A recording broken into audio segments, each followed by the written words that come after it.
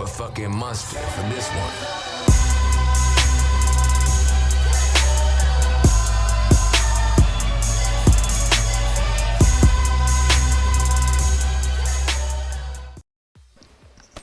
Yo, what's going on, dudes? Today, I just want to talk to you guys quickly about nuclears and how to get an easy nuclear.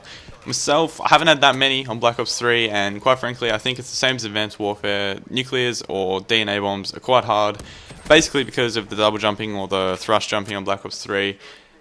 The jumping adds a different dimension, and it makes people be able to see you. Say if you're like on a 25 gun streak and you're trying to run away into a safe spot, people can see you and they're going to try and revenge kill you. And I think that's a massive thing over Advanced Warfare and Black Ops 3 revenge killers. People are just so keen to kill people when they're on streaks. I'm not sure why.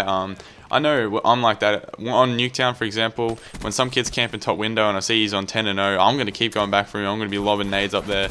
It really like pisses me off when people are on streaks, and a lot of people feel the same. And that's what happens to me all the time. I'm on 20, 25 gun streaks. I think I've had like 16 relentlesses, dude, and maybe 8 or 9 brutals, and I've only had 2 nuclears. So I'm not really that impressed with myself. Only 2 nuclears, but at the end of the day, I've been running a lot of lethal streaks as well. So that tends to hold you back in terms of nuclears. But for today's video, I just wanted to give you guys a couple of things, just run down a couple of things that are important with getting nuclears, and I need to emphasize these into my game as well a lot more. But first of all is the setup, the class setup, the specialist setup, and the score streak setup. So for your creator class, we got the XR2 with red dot, quick draw stock, and a pistol.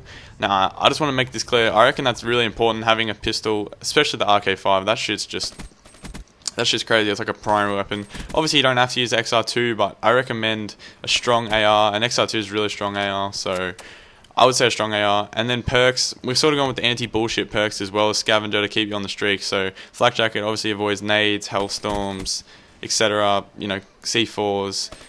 Hardwired is like the ultimate anti-bullshit perk. It keeps you safe from like 9 things, EMP, smokes. What else we got here? We got counter UAVs, power core, EMP, smoke, troop mine, shock charges, C4, and the 2 most important parts about it are tracker and 6th sense perks. Now, 6th sense is a perk 1 that you unlock the best of straight away. I think it's like level 5 or 6 you unlock it, so basically everyone uses it, especially because it's a new perk.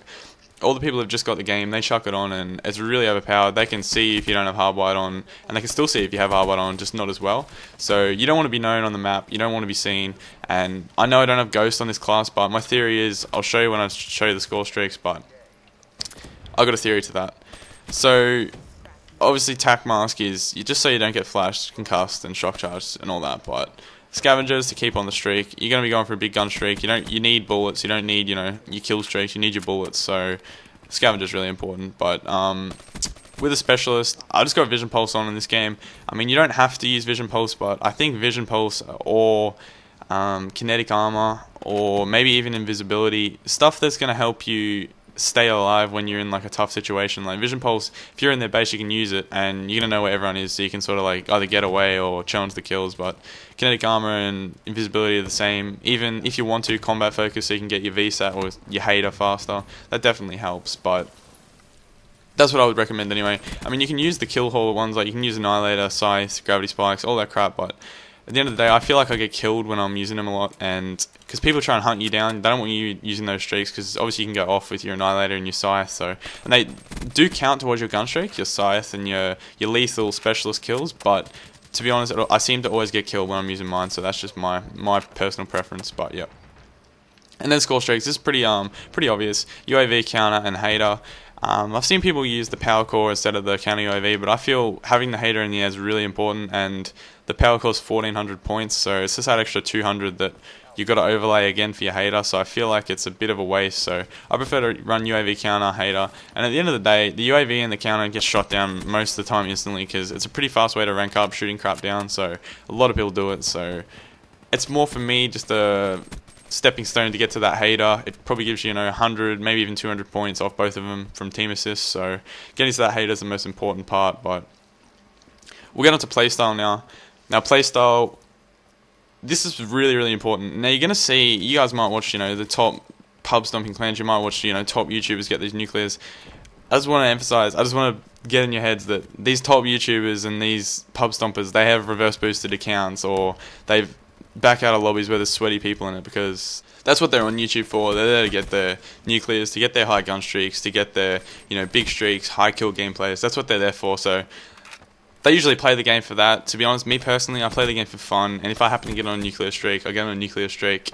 It's not, to go for gameplays and crap. That's not what it's about. It's about enjoying the game, and, you might have your YouTube on the side, you might have your stream on the side, but that's just my opinion. I mean, at the end of the day, opinions are like arseholes. Everyone has one, so you got to be realistic. And if you think you're going to get this SMG 2-minute nuclear rushing around the map, you're probably going to be versing really bad players. So that's pretty important to keep in mind. But basically, what I'm trying to say is play it slow. When you get on 20, 25, start slowing right down and playing smart, making sure you use your hater to get as many kills as possible, because when it's not in the air, you're going to be getting flanked in that. So make sure you keep that in mind. Hopefully you guys found that video helpful, and if you did, be sure to leave a thumbs up. Greatly appreciated. Have a great day, dudes. Peace out. Yeah, it's always been Dane, always the same. All about the same girl and the same pain. Now I got 2 girls with the same name. Wait, I'm feeling myself. See, it's been a whole week and I can't even tell. Right between going to heaven or going to hell. Feel like I'm stuck in a cell. Told me I'm selling my soul, are you selling yourself? I feel like I'm walking on shells. What should I tell? Feel like Adele. Feel like my hands in the nail is the way that